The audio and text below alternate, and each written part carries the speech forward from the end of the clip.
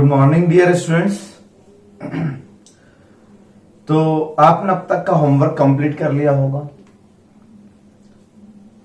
Hire purchase के basic question इस तरह के होते हैं जो हमने क्वेश्चन नंबर 7th, 8th और 9th में पढ़े। यहां कोई रिपोजिशन नहीं था, सिंपल इंस्टॉलमेंट थी। 2, 5, 10 जितनी भी आए, हर बार आपने देखा रिपीट एंट्री होती चलेगी। ठीक है, तो 7th, 8th और 9th तीनों क्वेश्चन बहुत इजी क्वेश्चन थे आपके लिए। तो पहले मैं आपको 8th और 9th जो होमवर्क दिए थे उसके डाउट बताता हूं मैं आपको।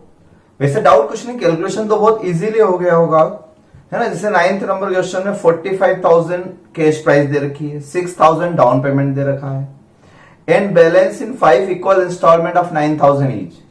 तो 9,000 रुपए की 5 इंस्टॉलमेंट, ठीक है। डाउन पेमेंट आपने दिया कितना, 6,000, और 9,000 रुपए की आपने 5 इंस्टॉलमेंट दी 45,000 की।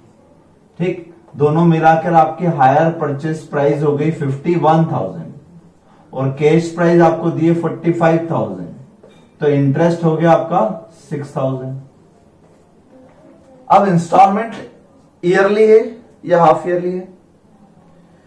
Payable annually on 1 April, on 1 अप्रैल पर अंडरलाइन कर लेना। तो पहली बात तो एक जैसे इंस्टॉलमेंट है, तो जब एक जैसे इंस्टॉलमेंट हो, रेट ऑफ इंटरेस्ट क्वेश्चन में गायब हो, रेट ऑफ इंटरेस्ट। तो मैंने कहा था सिंपल इसको इनवर्स प्रोग्रेसिव मेथड एग्जाम में लिख के आ जाना, 5:4:3:2:1। ठीक है, तो 2,000 रुपए, 1,600 रुपए, ठीक है, 1,200 रुपए, 800 रुपए और 400 रुपए। इस तरीके से आपने इंटरेस्ट कैलकुलेट कर लिया इजीली, इनवर्स प्रोग्रेसिव मेथड।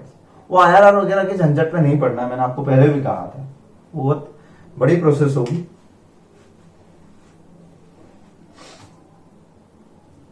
अब इसके अकाउंटिंग में सिर्फ इतना सा मुझे समझाना है आपको कि जब आप हायर वेंडर अकाउंट बनाए हैं, हायर वेंडर अकाउंट, तो क्रेडिट साइड से स्टार्ट करेंगे। डेट तो दी नहीं है शायद इन्होंने, बस इतना लिखा है 1 अप्रैल, जो भी हो 1 अप्रैल, फर्स्ट ईयर लिख देना, पहला साल में 1 अप्रैल को।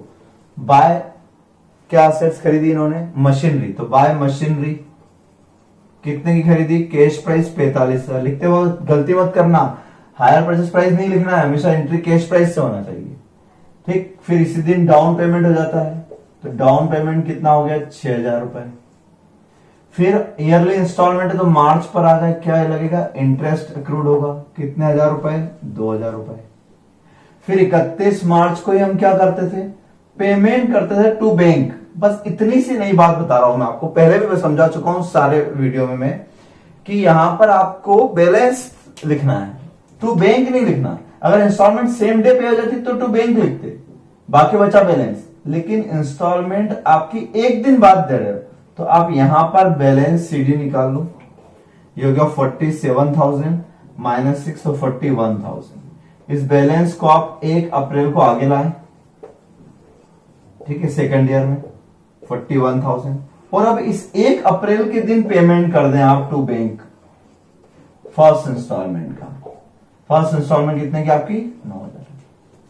फिर वही 31 मार्च आया, फिर आपने इंटरेस्ट लगाया। अब इस बार इंटरेस्ट कितना लगाया? 1,600 रुपए लगाया सेकंड ईयर का। ठीक है, ये फर्स्ट ईयर का कम क्यों होता जाएगा? क्योंकि एक एक इंस्टॉलमेंट पेमेंट होती जाएगी तो इंटरेस्ट कम होते जाएगा। ये हो गया आपका 42,600। लेकिन क्या इधर टू बैंक लिखना है? नहीं, 31 मार्च को बैलेंस निकाल लेना है। 31 मार्च को बैलेंस आपका आ जाएगा, ठीक है, यहां पर 9,000 के हिसाब से 6 हो गया ये, ठीक है, 6 इस तरीके से, क्लियर। फिर 1 अप्रैल के दिन ये बैलेंस आगे आएगा आपका 33,600, और 1 अप्रैल के दिन फिर यहां पेमेंट कर देंगे टू बैंक, सेकंड इंस्टॉलमेंट हो गया। बस ये चलता रहेगा, फिर इंटरेस्ट लगाना। फिर यानी अंतर सिर्फ इतना सा आया है कि ये फर्स्ट इंस्टॉलमेंट फर्स्ट ईयर में पे ना करते हुए एक दिन बाद पे हुई, इसलिए पहले बैलेंस लाके और आगे पेमेंट हुआ, बस इतना सा। सेकंड ईयर की इंस्टॉलमेंट सेकंड ईयर में पे नहीं हुई, थर्ड ईयर में पे हुई। थर्ड ईयर की फोर्थ ईयर में, फोर्थ ईयर की फिफ्थ ईयर में, फिफ्थ ईयर की सिक्स। इसलिए क्वेश्चन आपको छठे साल तक ले जाना पड़ेगा। 5th ईयर का बैलेंस आगे आएगा और 6th ईयर के फर्स्ट ओपनिंग में उसका पेमेंट होगा। तो 5वें इंस्टॉलमेंट 6ठे साल के स्टार्टिंग में हो। इन दोनों क्वेश्चन में इतनी सी नई बात थी, वो मैंने आपको प्रेजेंट कर दी, चेक कर लेना। ठीक, आगे चलते हैं। अब हायर परचेज के मेन क्वेश्चन स्टार्ट होते हैं जो एग्जाम में आएंगे। तो एग्जाम में आने वाले क्वेश्चन जो है वो यहां से स्टार्ट होते हैं आपके क्वेश्चन नंबर 10th से। तो नोट्स में क्वेश्चन नंबर 10th देखें, बॉम्बे रोडवेज वाला क्या लिखा है इस क्वेश्चन में। अब हम रिपोजिशन की बात पर भी आ गए हैं। Bombay roadways purchase 3 trucks costing 1 lakh each. ध्यान रखना, जब आइडेंटिकल एसेट खरीदी हो, 1-1 लाख के 3 ट्रक खरीदे, ईच वर्ड लिखा हुआ ध्यान से पढ़ना। तो हमें 3 बार करने की जरूरत नहीं क्वेश्चन को, हम तीनों का एक साथ कर रहे हैं। अलग अलग 3 अलग अलग अकाउंट नहीं बनाने बैठेंगे। एक ही वेंडर से आपने 3 ट्रक खरीदे तो एक ही वेंडर अकाउंट और एक ही ट्रक अकाउंट बनेगा, उसमें तीनों ट्रक की बात एक साथ करेंगे। ठीक है, 2 अलग अलग पार्टी से अगर आपने खरीदा होता, ये वेंडर अलग है वो वेंडर अलग है, तो फिर वेंडर अकाउंट अलग अलग बनाना पड़ता। पर्सनल अकाउंट तो पर्सन वाइज बनेंगे ना, बट यहां एक ही वेंडर से खरीदे हैं। Bombay roadways purchase 3 trucks costing 1 lakh each from Hindustan auto limited on 1st April 2000 on hire purchase system. The terms are payment on delivery 25,000 for each truck. Underline कर लेना, each वर्ड लिखा है। तो 25,000 हर ट्रक के लिए, तो 3 ट्रक के लिए कितने हो गए? 75,000। अगर ईच वर्ड नहीं लिखा होता तो मैं ये मानता कि तीनों ट्रक के लिए टोटल मिला के 25,000 का down payment. Balance of principal amount, इस बार ध्यान से वर्डिंग पढ़ें। आपने 1-1 लाख रुपए के 3 ट्रक खरीदे, 3 लाख रुपए के, कॉस्टिंग वर्ड लिखा हुआ है। कॉस्टिंग वर्ड जनरली लिखा होता है, इसका मतलब जनरली ये कैश प्राइस होती है। उसमें से आपने डाउन पेमेंट कर दिया 25,000 टू 3 ट्रक, 75,000 का डाउन पेमेंट कर दिया। अब बचे 2,25,000 रुपए, ये प्रिंसिपल अमाउंट बचा। और ये बोल रहा है and balance of principal amount by 3 equal instalment. यानी इस बार इंस्टॉलमेंट इन्होंने प्रिंसिपल अमाउंट डिवाइड बाय 3, यानी 75,000 रुपए की 3 इंस्टॉलमेंट। तो 75 का डाउन पेमेंट हो गया, 75,000 रुपए की 3 इंस्टॉलमेंट हो गई। बट ये तो पूरा कॉस्टिंग यानी कैश प्राइस से बना है, तो इस बार इंस्टॉलमेंट जो है वो कैश प्राइस से बनी है। और आगे क्या लिखा है? Plus interest 15%, plus interest 15%। इसका मतलब ये हुआ कि इस बार इस इंस्टॉलमेंट में इंटरेस्ट इंक्लूड नहीं है, इंटरेस्ट अलग से ऐड करना है। क्लियर लिखा है, आप फिर से पढ़ के देख लें। 25,000 ईच ट्रक, ये हुआ down payment, and balance of principal amount, बचा हुआ principal amount in 3 equal instalment. इसलिए अपन ने बचा हुआ प्रिंसिपल अमाउंट को 3 इक्वल इंस्टॉलमेंट में बांट दिया, 75 प्लस इंटरेस्ट, तो इंटरेस्ट अलग से पे करेंगे। ठीक है, at the end of each year means yearly instalment है। Bombay roadways write off 25% depreciation each year on diminishing balance में। तो इस बार डिप्रेशन के रेट दिए, इसलिए हमें असेट अकाउंट भी प्रिपेयर करना है। उसमें हम डिप्रेशन लगाएंगे पर एनम 25% डिमिनिशिंग बैलेंस में। Bombay Roadways Limited paid the installment due on 31st March 2001 and 31st March 2002, but could not pay the final installment. तो 2 इंस्टॉलमेंट तो बराबर पे की, तो 2 इंस्टॉलमेंट तक का क्वेश्चन तो आपका नॉर्मल क्वेश्चन की तरह हुआ, जैसा हमने 7th 8th 9th की। तो ऐसे क्वेश्चन जिसमें रिपोजिशन आ जाए बीच में, उन क्वेश्चन को वहां तक तो सिंपल करना जहां तक रिपोजिशन नहीं हुआ है। ठीक है, रिपोजिशन के टाइम क्या होता है या रिपोजिशन के बाद क्या होता है वो मुझे समझाना है। Hindustan auto repurchase 1 truck. अब जब हमने इंस्टॉलमेंट में डिफॉल्ट किया तो वो 1 ट्रक ले गए, लेकिन 3 में से 1 ही ले गए। वो चाहते तो तीनों ले जाते, फुल रिपोजिशन भी हो सकता है और पार्शियल रिपोजिशन भी हो सकता है। फुल रिपोजिशन हो जाता तो बात ही खत्म हो जाती। 3 ट्रक लाए थे, 3 ट्रक वो ले गए, हिसाब खत्म, अब ना कुछ लेना ना कुछ देना, तो बैलेंस 0 कर देते। लेकिन यहां वर्ड लिखा है 1 truck repurchase 1 truck adjusting its value against amount due, यानी वो हमारा एक ट्रक ले गया और उस एक ट्रक के बदले में क्या कर गया, जितना हमारा अमाउंट ड्यू बन रहा था, मींस लायबिलिटी देना था, उसमें से एक ट्रक की वैल्यू उसने एडजस्ट कर दी। एडजस्ट कर दी मतलब एक ट्रक के वैल्यू के बराबर अब पैसा हमें डबल से नहीं देना है। लेकिन इसका यह मतलब नहीं कि दो ट्रक का पैसा नहीं देना है। एक ट्रक एडजस्ट कर गया है, दो ट्रक का पैसा तो हमें देना रहेगा। और अगर फुल रिपोजिशन होता है तो तीनों ट्रक ले जाता तो हमें कुछ भी देना नहीं पड़ता। हायर परचेस का कंसेप्ट ही, ठीक है।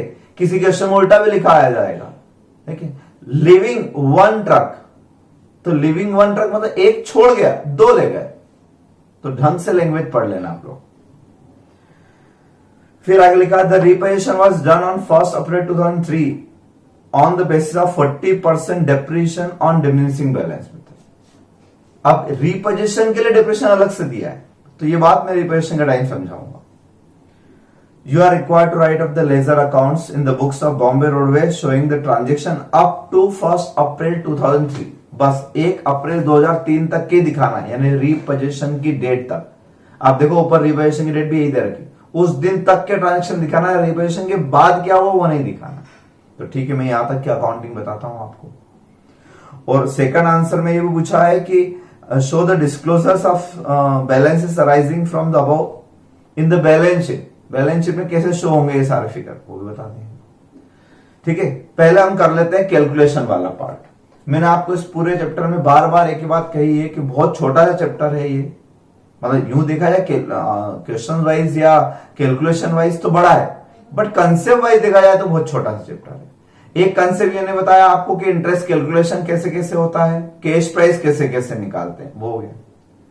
फिर मैंने आपसे कहा था अगर क्वेश्चन में आपको तीन चीज मिल जाए, cash price, rate of interest और इंस्टॉलमेंट अमाउंट, बस तो समझ लेना आपका क्वेश्चन बहुत इजी है। फिर ना आपको कोई बैक कैलकुलेशन मेथड लगाना है, ना कोई एन्युटी मेथड लगाना है, ना कोई इनवर्स मेथड निकालना, कुछ भी नहीं। इस क्वेश्चन में आप ध्यान से देखो, कैश प्राइस भी है हमारे पास, ये 1 लाख ईच, कॉस्टिंग वर्ड लिखा है, कैश प्राइस ही तो है। रेट ऑफ इंटरेस्ट हमें क्वेश्चन में दिया हुआ है, rate of interest 15% per annum, और इंस्टॉलमेंट अभी हमने कैलकुलेट की 75,000 रुपए। ठीक है, इसको सिस्टमेटिक वर्किंग नोट में लिख लेना। ठीक है, ये हो गया डाउन पेमेंट, ये बैलेंस अमाउंट हो गया, और ये 3 इक्वल इंस्टॉलमेंट होगी, प्लस इंटरेस्ट, इंटरेस्ट अलग से, मींस इंटरेस्ट सेपरेटली, तो अलग से इंटरेस्ट इसमें, ये आपके।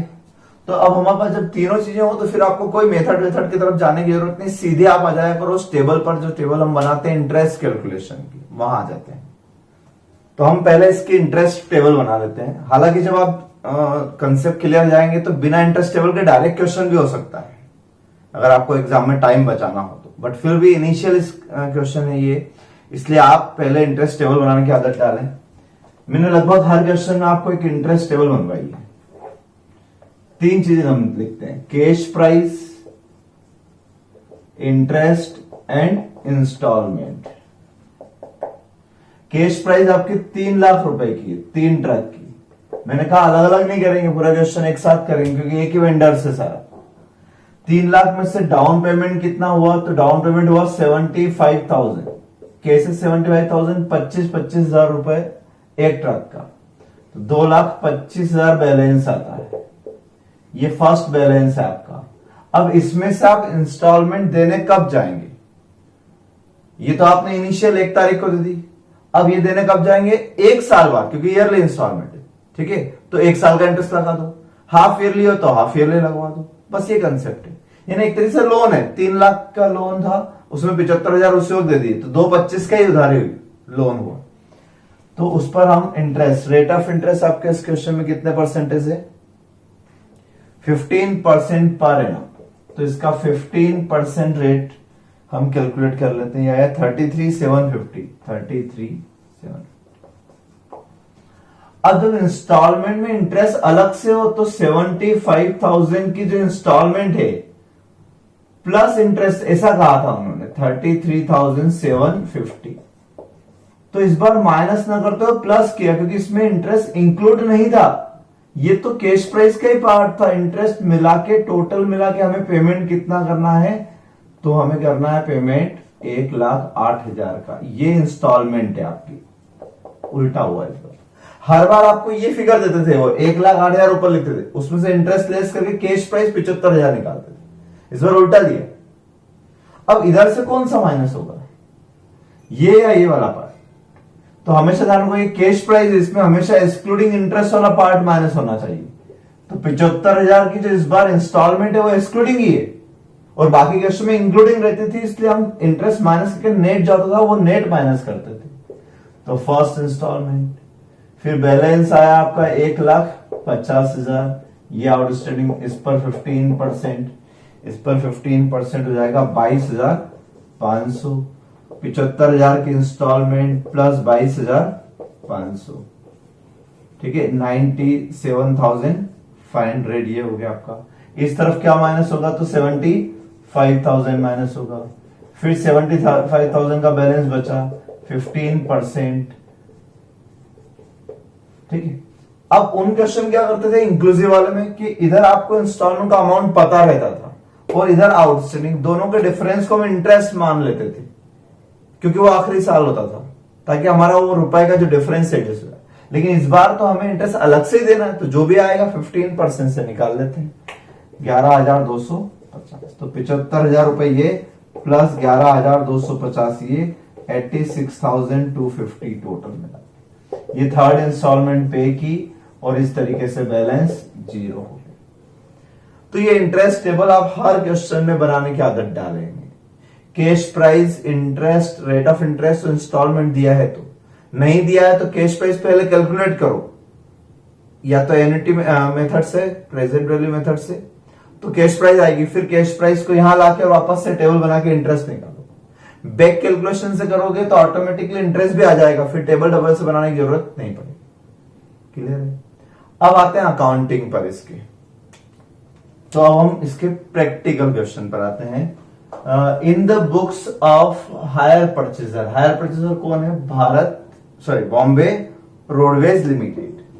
इनके बुक्स में हम वेंडर का अकाउंट बना लेते हैं। वेंडर का नाम क्या है आपका? Hindustan auto limited. आप चाहें तो यहां हिंदुस्तान ऑटो लिमिटेड से अकाउंट भी लिख सकते हैं, या वेंडर अकाउंट लिखना चाहें तो वेंडर अकाउंट, ठीक है। बाकी सारे बातें वही सब रहेगी अपनी, date particular amount, date particular amount, सब जगह date particular amount, date particular और amount. Truck account, asset account भी बनाना पड़ेगा। अब 2 साल तक का क्वेश्चन तो आप बिल्कुल इजीली कर रहे हैं, जैसा हम नॉर्मल वे में करते थे। तो 2 साल के एंट्री में फटाफट लिख देता हूं, उसमें कुछ खास समझाने लायक नहीं क्योंकि क्लियर लिखा था। 2 इंस्टॉलमेंट तो उसने प्रॉपरली पे की। फर्स्ट एंट्री, जिनको अब तक चैप्टर समझ में नहीं आया फिर से सुन लो, पूरे चैप्टर में बार बार एक ही बात है।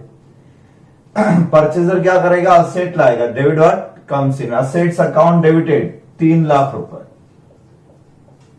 Truck account debited to vendor account. ये फर्स्ट एंट्री होती है, ठीक है।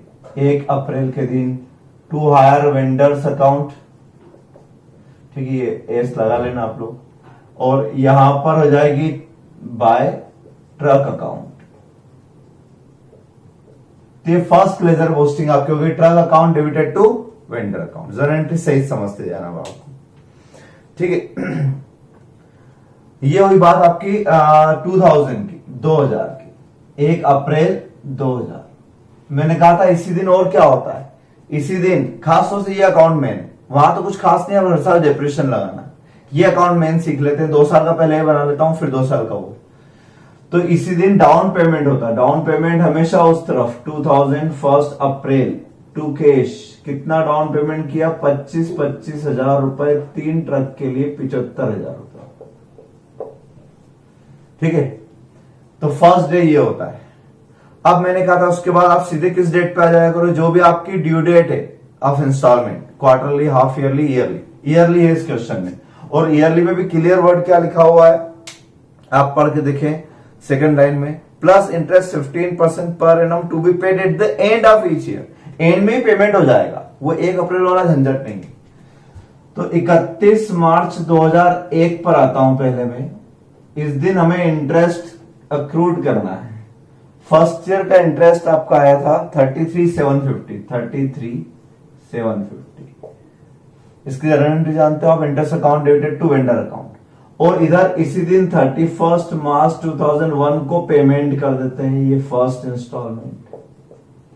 फर्स्ट इंस्टॉलमेंट आपकी अपने वर्किंग नोट में हमने लिख के रखी थी 75,000 प्लस इंटरेस्ट, ऐसा था याद करो, 75,000 प्लस इंटरेस्ट, तो हो गया था 1,08,750 रुपए।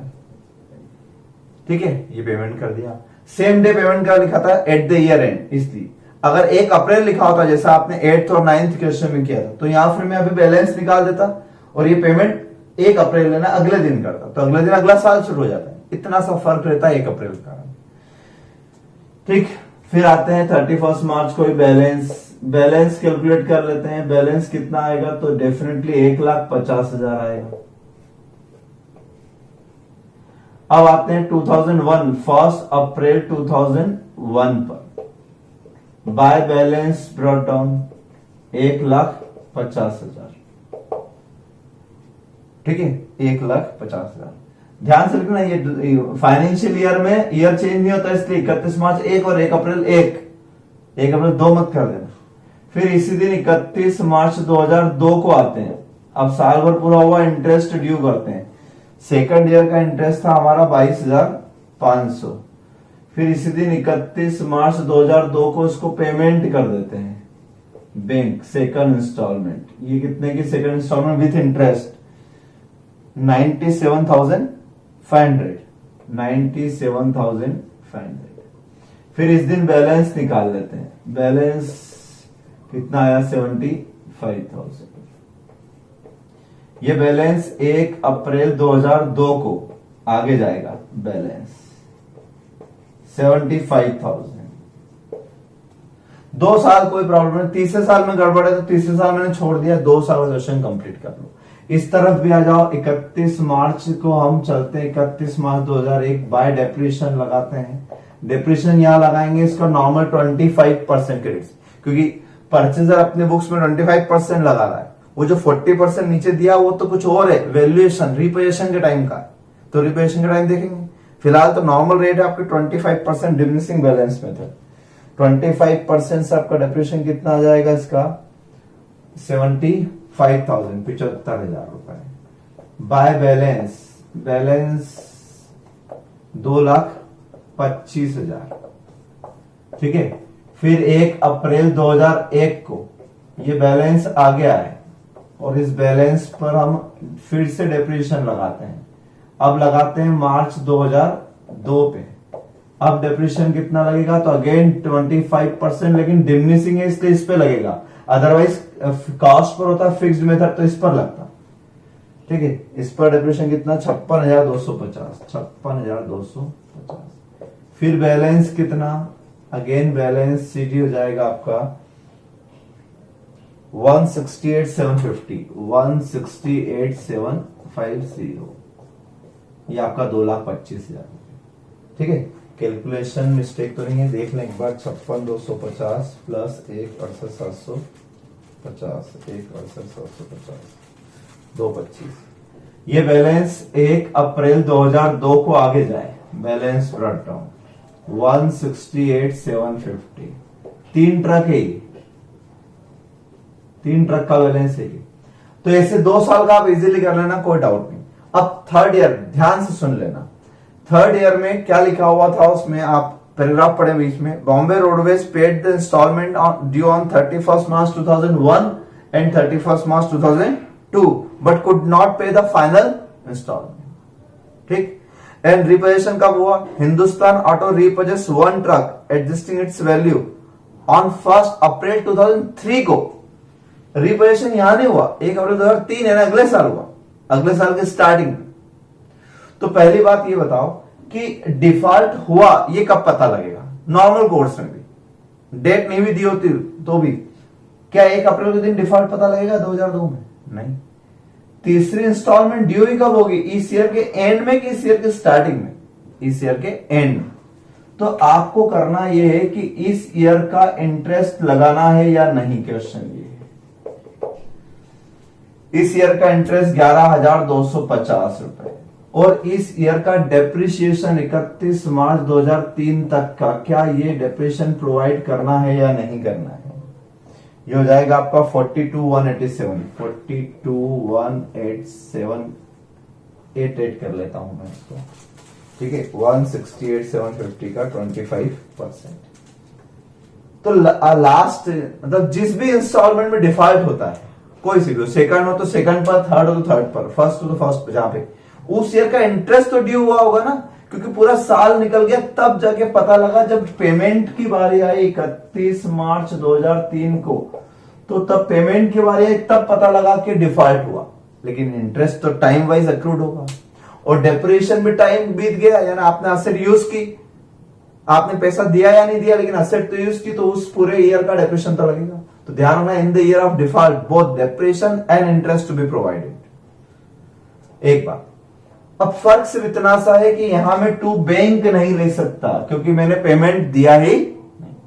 तो फिर क्या लिख सकता हूं? तो ये लिख लेना है आपको कि जब ट्रक आया था तो आपने एंट्री क्या की थी? Truck account debited to vendor account, truck account debited to hire vendor account, ये एंट्री की थी आपने। अब वो जब ट्रक ले जा रहा है तो credit what goes out, truck गया, और डेबिट द रिसीवर, तो रिपोजिशन में हमेशा उल्टी एंट्री हो जाएगी, रिवर्स। असेट जाएगी आपके तो क्रेडिट और डेबिट द रिसीवर, ये करना। लेकिन ये रिपोजिशन का काम अगर इस दिन होता 31 मार्च के दिन, तो मैं यही एंट्री कर देता है इसकी। क्या एंट्री हो जाती है? ध्यान से देखो, पोस्टिंग क्या होती है इसकी, वेंडर अकाउंट डेबिट हो जाता है यहां पर, और ट्रक अकाउंट क्या हो जाता? क्रेडिट। ट्रक गया और डेबिट द रिसीवर। लेकिन ये वाली एंट्री इन्होंने कहा है कि रिपोजिशन कब हुआ? 1 अप्रैल के दिन हुआ, एक दिन आगे। तो इस एक दिन के कारण मुझे क्या करना पड़ेगा? मुझे इस एक दिन के कारण अभी यहां ट्रक की एंट्री न करते हुए यहां बैलेंस कैरी फॉरवर्ड करना है। अभी तक मैं क्या कर रहा था? Interest due payment, interest due payment, लेकिन इस बार इंटरेस्ट ड्यू बट पेमेंट नहीं किया और सीधे मैं बैलेंस निकाल रहा हूं। तो अब आपका आउटस्टैंडिंग बैलेंस यहां था 86,250, 86,250 की आपकी लायबिलिटी थी। ये 1 अप्रैल 2003 को आगे ले आते हैं हम, 86,250 देना थे। ऐसा इधर भी करते हैं, इस तरफ भी सेम इस तरीके से बैलेंस 31 तारीख के दिन अभी मैं बैलेंस निकाल लेता हूं। बैलेंस आ जाएगा आपका इसका 168 में से माइनस कर देता हूं 126,562, ठीक है। ये आपका बैलेंस आ गया। तो अभी आपने इस तरीके से कर दिया 4188, 126,562, ठीक है। अब यहां पर आपको क्या कर लेना है, यहां तक का आपका क्वेश्चन कंप्लीट है। ये बैलेंस में आगे ले आता हूं 1 अप्रैल 2003 को, टू बैलेंस ब्रॉट डाउन 1,26,562। अब ध्यान से सुनो, तो रिपोजिशन वाले दिन क्या होता है? रिपोजिशन वाला दिन ये होता तो यही करता हूं एंट्री, और 1 अप्रैल बोला इसलिए रिपोजिशन की एंट्री यहां कर रहा हूं। तो इस दिन क्या होगा? इस दिन उन्होंने एक ट्रक ले गए वो लोग, adjusting its value against amount due. तो एक ट्रक की वैल्यू, और एंट्री क्या बताई भैया मैंने आपको? क्रेडिट व्हाट गोज आउट 1 अप्रैल के दिन, 1 अप्रैल के दिन उन्होंने क्या किया? ले गए। तो हायर वेंडर्स अकाउंट, और एक ट्रक में यहां लिख दूंगा, credit what goes out 1 truck, working note number 1 ले गए वो, debit the receiver 1 April 2003 to truck account. तो पहले एंट्री समझ लें आप, है ना, hire vendors account debited to truck account, पहले एंट्री समझ लें। सारा ट्रक ले जाता तो सारे के सारे ट्रक में उधर ट्रांसफर कर देता, बैलेंस 0 खत्म हो जाता, कुछ भी लेना देना नहीं बचता। लेकिन 86,000 जो देना थे उसमें से सारे 0 नहीं हुआ, एक ट्रक की वैल्यू 0 हुई, और वो वैल्यू भी उन्होंने कैलकुलेट करने का तरीका बता रखा है। या तो खुद वैल्यूएशन करके देंगे, और नहीं तो आपको वैल्यूएशन का तरीका बता रखा था on the basis of 40% depreciation diminishing balance methods. तो यही एक ट्रक आपको किस वैल्यू पे लिखना है। हमने 25% डिप्रेशन लगाया, हमारी वैल्यू लगा रही है, इनके हिसाब से वैल्यू लगाना है आपको। तो इस 3 ट्रक में से एक ट्रक 1 लाख पर आप डिप्रेशन लगाएं 40%, बचे 60,000, फिर 40% बचे 36,000, फिर 40%। तो इस तरीके से अपनी वैल्यू कितनी बचेगी, 21,600। ठीक है, 36,000 इसका 40%, 21,600। तो इसको वर्किंग नोट बना लेना। 21,600 कैसे आए समझ में आई बात। 1 लाख रुपए पर अगर 1 लाख का होता 40% एक साल लगाते, फिर बचता 60,000 पे फिर 40% लगाते। ठीक है, फिर बचता, फिर अगला तो 3 साल निकल गए, तो 3 साल का डिप्रेशन लगाने के बाद जो बैलेंसिंग फिगर है, तो एक ट्रक की वैल्यू एडजस्ट करने का कहा उन्होंने। ठीक है, ये कंसेप्ट होता है। यानी अब मुझे 86,250 में से 21,600 नहीं देना है। यानी एक तरीके से मैंने एक ट्रक उनको बेच दिया, तो अब मैं पैसा क्यों दूंगा। जब वो ट्रक लगे तो डबल से उसका पैसा, अब 2 ट्रक का पैसा दूंगा मैं बचे हुए, लेकिन उस एक ट्रक का पैसा नहीं दूंगा। 2 ट्रक का पैसा बचे हुए, 2 ट्रक का पैसा, यानी इनका बैलेंस जो भी आएगा, कितना बैलेंस आएगा इसका 86,250, यानी 64,650 ये 1 अप्रैल 2003 को बैलेंस निकालना है मुझे। इसको राइट ऑफ नहीं करना है। अगर ये 100% तीनों ट्रक चले गए होते फिर भी बैलेंस नहीं निकालता, क्योंकि फिर ना कुछ पैसा देना है ना लेना है। फिर ये मेरा प्रॉफिट या लॉस होता, या तो ज्यादा दिया मैंने पैसे या फिर कम दिए। तो इसको P&L या P&L लिखते हैं, जिस तरफ भी बैलेंस आएगा। कब, व्हेन फुल रिपेशन। पार्शियल रिपेशन में आपको जितना पार्ट रिपेश हुआ बस उतना ही एडजस्ट करना, बाकी रिमेनिंग पार्ट आपको बचाए रखना। तो आगे बात समझ में। पार्शियल रिपेशन में जितना पार्ट वो ले जाए उतना पार्ट आप डेबिट कर दोगे, उतना बैलेंस आपका कम हो जाएगा। बाकी बचा हुआ पैसा आपको इन फ्यूचर देना है। इस क्वेश्चन में मुझे ये लिखा था, रिक्वायरमेंट आप ध्यान से पढ़ें तो, write the ledger accounts up to 1 April 2003। बस यहीं तक का बोला था, इसलिए मैं रुक गया है। अगर इस क्वेश्चन में आगे तक का लिखा होता कि the balance paid after 3 month, 4 month, 6 month, तो मैं क्या करता कि बचे हुए 64,650 पर इंटरेस्ट लगाता उतने महीने का, 3 महीने 4 महीने जो क्वेश्चन, क्योंकि अब इंस्टॉलमेंट का पीरियड तो निकल चुका है। अब अगला पीरियड वो खुद बताएंगे क्वेश्चन में कि 1 साल बाद दिया या 6 महीने बाद दिया, 3 महीने। तो जो भी बैलेंसिंग फिगर होगा उस पर आप यहां पर इंटरेस्ट ड्यू करते बाय इंटरेस्ट, और फिर मैं 30 जून को पेमेंट कर देता टू बैंक, तो अकाउंट 0 हो जाता। ऐसा आपको अगले होमवर्क में मिलेगा। वहां पर फुल एंड फाइनल पेमेंट तक डेट दे रखी, after 3 month balance will be paid. तो इधर इंटरेस्ट की एंट्री कर देना, इस 64,650 पे 15% से 3 महीने का निकाल लेंगे और इधर टू बैंक कर देंगे। बट फिलहाल मैंने इस क्वेश्चन क्यों रोक दिया, क्योंकि यहां लिखा हुआ है ओनली अप टू 1 अप्रैल 2003। बात क्लियर है। तो रिपोजिशन में इतना सा ध्यान रखना है इस एक एंट्री का, कि आपको vendor account debited to truck account करना है बस, और वैल्यू या तो दी होगी या वैल्यू का तरीका दिया होगा, बस एक एंट्री आप ध्यान से देखिए। ठीक, अब ट्रक अकाउंट का क्या करें। तो ट्रक अकाउंट में आपने देखा होगा जब भी कोई एसेट डिस्कार्डेड होती है, डिस्पोज होती है, बेच दी जाती है, तो 3 एंट्री होती है। एक तो depreciation up to the date of repossession और सेल। तो फिलहाल तो हमारा 1 अप्रैल टू 1 अप्रैल ही है, इसलिए कोई डेप्रिसिएशन नहीं। मान लो 3 महीने बाद रिपोजिशन होता तो मैं 3 महीने तक का डेप्रिसिएशन लगाता। तो 3 एंट्री आपको याद होगी। सेल करते थे तो बाय डेप्रिसिएशन लिखते थे, बाय बैंक लिखते थे जितने बिकी, तो बाय बैंक ना लिखते हुए मैंने क्या लिख दिया, हायर वेंडर, क्योंकि डेबिट द रिसीवर, और बचा हुआ प्रॉफिट या लॉस लिखते थे। तो इसमें हमें प्रॉफिट एंड लॉस अकाउंट में भी तो ले जाना पड़ेगा। अब प्रॉफिट एंड लॉस अकाउंट में कैसे ले जाएंगे, तो 1,26,126,562 ये डेबिट साइड में जो है ये 3 ट्रक की वैल्यू डिवाइडेड बाय 3 कर देता हूं। तो एक ट्रक की वैल्यू कितनी आई, 42,187। एक ट्रक की वैल्यू कितनी आई, 42,188 मान लेते हैं। इतने की WDV है, और बेचा कितने में आपने, 21,600 में। ठीक है, यानी ये समझ लीजिए आप, जिससे आप मशीनरी अकाउंट बनाते थे ए बी सी ऐसे लिखते थे ना, तो यानी यहां पर आपके पास 42,188, 42,187, 42,187,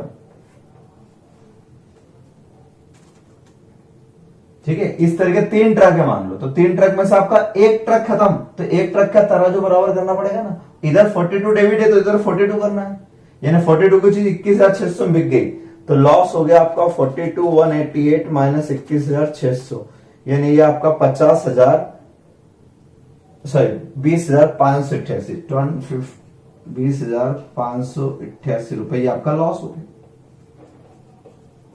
इस तरीके से। तो हिसाब बराबर देखो, तराजू बराबर 42,88, 42,88।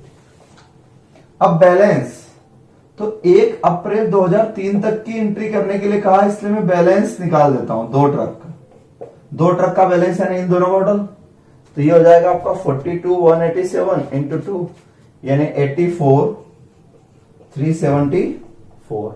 ये ट्रक आपके पास बचे हैं। अगर ये क्वेश्चन 31 मार्च तक जाता तो मैं इस पर डिप्रेशन लगाता इन 2 ट्रक पे, बाकी बैलेंस। तो ये वैसे ही जैसे आप असेट्स अकाउंट बनाते आए आज तक, वैसे ही करना है इसे। तो रिपोजिशन मतलब एक तरीके से आपने असेट बेच दिया उनको, सेम पर्सन को बेच दी। ये है कंसेप्ट रिपोजिशन का, ध्यान से देख लेना। अब इन्होंने एक रिक्वायरमेंट और कही है, वो ये रिक्वायरमेंट कही है, show the disclosure in the balance sheet. Balance sheet में किस तरीके से दिखाएंगे इसको, तो बैलेंस शीट में आपको किस क्या करना रहेगा, एक्सट्रैक्ट बनाना रहेगा। पूरी बैलेंस शीट तो बन नहीं सकती क्योंकि ट्रायल बैलेंस थोड़ी ना, सिर्फ ये वाले ट्रांजेक्शन बैलेंस शीट में कैसे दिखाएंगे। तो बैलेंस शीट कंपनी है, ये कंपनी में बैलेंस शीट नए फॉर्मेट के हिसाब से अगर बनती है, तो ये हायर वेंडर अकाउंट है परचेजर के बुक्स में। इसका पहला बैलेंस ये है 1.5 लाख, ये क्रेडिट बैलेंस है कि डेबिट, क्रेडिट बैलेंस है ना, तो लायबिलिटी, तो इसको कहां दिखाओगे आप, लायबिलिटी साइड में दिखाओगे। कहां दिखाएंगे हम इसको, लायबिलिटी साइड में दिखाएंगे। लायबिलिटी में भी कौन सी, करंट लायबिलिटी या लॉन्ग टर्म लायबिलिटी में। तो आपने देखा होगा आजकल कंसेप्ट क्या है कि जो पेबल विद इन 12 मंथ हो वो करंट और बाकी का लॉन्ग टर्म। तो आपको डिस्क्लोजर कुछ इस तरीके से करना रहेगा कि इस 1.5 लाख में से अगले 1 साल में एक इंस्टॉलमेंट देना है और अगले इंस्टॉलमेंट तीसरे साल देना है। यानी अगर यहां खड़ा हूं मैं 31 मार्च 2001 के दिन, तो 1.5 लाख में से 75,000 विद इन 12 मंथ देना है और बाकी के 75,000 आफ्टर 12 मंथ देना है। तो मुझे इसके 2 हिस्से करना पड़ेंगे, बता देता हूं मैं आपको किस तरीके से। ऐसे ही एसेट साइड में पहला बैलेंस है 225, ट्रक किस में आता है, कौन से हेडिंग में आएगा, नॉन करंट असेट्स में, पीपी में आएगा 2,25,000। पहले साल ये, दूसरे साल ये, तीसरे साल ये। तो असेट साइड में तो बस आप एक फिगर दूसरा तीसरा ये लिख दोगे। इसका मैं बताता हूं आपको कैसे डिस्क्लोजर करना है। तो एक्सट्रैक्ट में आप कैसे दिखाएंगे, एक्सट्रैक्ट में आप इस तरीके से दिखाएंगे कि नॉन करंट लायबिलिटी में, नॉन करंट लायबिलिटी में hire vendors account, hire vendors account Hindustan auto limited, 31 March 2001 के दिन बैलेंस था 1,50,000, लेकिन इस 1,50,000 रुपए में से 75,000 रुपए पेबल विद इन 12 मंथ थे। 1.5 लाख में से 3 लाख में से आपने देखा डाउन पेमेंट दे चुके थे 75,000 का, फिर ब्याज से दी, इंस्टॉलमेंट दी थी। बैलेंस से चलो आप, तो बैलेंस शीट बैलेंस से चलती है, इसके बीच में ट्रांजेक्शन क्या उससे मतलब नहीं, मुझे तो 1.5 लाख, इस 1.5 लाख में से एक इंस्टॉलमेंट मेरी ईयरली इंस्टॉलमेंट है, तो एक इंस्टॉलमेंट जो है वो विद इन 1 ईयर हो, क्वार्टरली अगर हुई तो 4 अगले 4 क्वार्टर जो है वो नेक्स्ट 1 ईयर की, तो अगली 4 क्वार्टर करंट लायबिलिटी में आएगी। हाफ ईयरली हुई तो अगली 2 इंस्टॉलमेंट इसमें आएगी। तो from balance sheet date payable within 12 month, तो 1.5 लाख में से 75,000 रुपए और 75,000, तो 75,000 रुपए मुझे विद इन 12 मंथ देना है, बाकी के 75 मुझे तीसरे इंस्टॉलमेंट में देना है, तो तीसरे इंस्टॉलमेंट तो 12 महीने बाद की हुई, ऐसे डिस्क्लोज करना। फिर यहां आता हूं मैं 75,000। अब ये 75,000 मुझे कब देना है, इस दिन से 31 मार्च 2002 से 12 महीने के अंदर देना है ना। 31 मार्च 2003 दिया नहीं वो अलग बात है, लेकिन देना तो 31 मार्च 2003 यानी विद इन 12 मंथ, इसको काम दिखाना चाहिए करंट लायबिलिटी, ठीक है। फिर 31 मार्च 2003 के दिन ये बैलेंस अभी बचा है, ये कब देना है, तो ये भी डेफिनेटली, अब तो इंस्टॉलमेंट की डेट ही निकल गई, तो सामने वाला व्यक्ति कभी भी आपको 1 साल से ज्यादा का पीरियड वापस से नहीं देगा, क्योंकि 3 साल का पीरियड ऑलरेडी निकल चुका है। तो ज्यादा से ज्यादा 2 महीने, 4 महीने, 6 महीने, साल भर से नहीं देगा। यानी ये भी एक तरीके से क्या, करंट लायबिलिटी। और अमाउंट क्यों बढ़ गया इस बार, क्योंकि अब इंटरेस्ट सहित अमाउंट हो गया। तो 3 साल की बैलेंस शीट में आपको इस तरीके से डिस्क्लोज करना है। ऐसे असेट साइड में, नॉन करंट असेट्स में पीपीई, पीपीई में क्या था, tangible asset. Tangible asset, asset का पहले साल 31 मार्च 2001 को बैलेंस कितना था, डेप्रिसिएशन लगाने के बाद 2,25,000। फिर अगला डेप्रिसिएशन लगाने के बाद 168,750 और अगला डेप्रिसिएशन लगाने के बाद 126,562। ये एक्सट्रैक्ट बना के बताना था बस आपको, और कुछ भी नहीं करना है। क्लियर है बात? तो ये आपका कंप्लीट क्वेश्चन हुआ। मैंने फिर कहा आपको रिपोजिशन की बात ध्यान रखना, बस आपको 2 साल कोई टेंशन नहीं। और अगर मान लो सेकंड ईयर में ही रिपोजिशन हो जाता तो ये सारी एंट्री सेकंड ईयर में हो जाती। और ये 1 साल आगे क्यों बढ़ाया, क्योंकि उन्होंने लिखा है 1 अप्रैल को रिपोजिशन। अगर रिपोजिशन सेम डेट पे हो जाता तो मैं ये एंट्री जो की थी मैंने 2 ट्रक यही लिख देता, 2 ट्रक, और ये बैलेंस भी यहीं आ जाता, वहीं खत्म हो जाता मेरा क्वेश्चन, है ना? क्लियर है बात? और मैंने एक और बात क्या कही आपसे कि जो बैलेंस अमाउंट है वो आपको हो सकता है क्वेश्चन में लिखा हुआ है कि पेबल विद इन 3 मंथ, तो आप क्या करोगे, 3 महीने का इधर इंटरेस्ट लगाना और इधर टू बैंक लिख देना, बैलेंस खत्म कर देना। ये अगले क्वेश्चन में आएगा। मैं बार बार बात रिपीट कर देता हूं एक ही वीडियो में 2-3 ताकि आपको याद रहे। अब आपके पास होमवर्क की भरमार है। अब आपको नोट्स का क्वेश्चन नंबर 12 करना है। नोट्स का क्वेश्चन नंबर 12 करना है आपको। सेम क्वेश्चन है इस बार आपको, इसमें 3 टेम्पो का क्वेश्चन है, तो ट्रक की जगह 3 टेम्पो है, लेकिन लगभग बात सेम, ठीक है। और एक कॉमन डाउट आएगा सभी को उस क्वेश्चन में, उसमें लिखा हुआ है कि 3 टेम्पो कॉस्टिंग 50,000 ईच, तो 50,000 के 3 यानी 1.5 लाख रुपए हो गए। कितने हो गए? 1.5 लाख रुपए। और payment was to be made 30,000 down. क्या लिखा? 30,000 डाउन। अब ये ईच वर्ड कहां लिखा है? तो ऐसा मत मान लेना कि 30 तो तीनों ट्रक का 90। कोई भी व्यक्ति थोड़ा कॉमन सेंस लगाओ। 50,000 के ट्रक टेम्पो में आदमी 30,000 का डाउन पेमेंट क्यों देगा? इतना डाउन पेमेंट होता है कभी? यानी ईच वर्ड नहीं लिखा, इट मींस ये तीनों का मिला के 30,000 है। यानी 1.5 लाख रुपए टोटल प्राइस हो गई, उसमें से 30 डाउन हो गया, बाकी 1,20,000 की इंस्टॉलमेंट मिल जाएगी। बाकी पूरा क्वेश्चन सिमिलर है, एज इट इज क्वेश्चन है। एक ये होमवर्क आप लिखें, और होमवर्क में अब ढेर सारे क्वेश्चन है आपके पास। यानी इस चैप्टर का मेन कंसेप्ट खत्म। मेन कंसेप्ट रिवाइजेशन होता है, वो मैंने आपको समझा दिया। अब प्रैक्टिस करने के लिए हमको बहुत से क्वेश्चन करना है, तो आप नोट कर लें। नंबर 1 तो यही क्वेश्चन करना है आपको नोट्स का, 10th, फिर 12th करना है। उसके बाद उस पर आए स्टडी मटेरियल पर। स्टडी मटेरियल में illustration number 8th, 10th, 11th। फिर क्वेश्चन में, एक्सरसाइज वाले क्वेश्चन में 1, 2 एंड 3, ये इतने सारे क्वेश्चन आप होमवर्क करें, फिर नेक्स्ट वीडियो की बात करेंगे। Okay, thank you.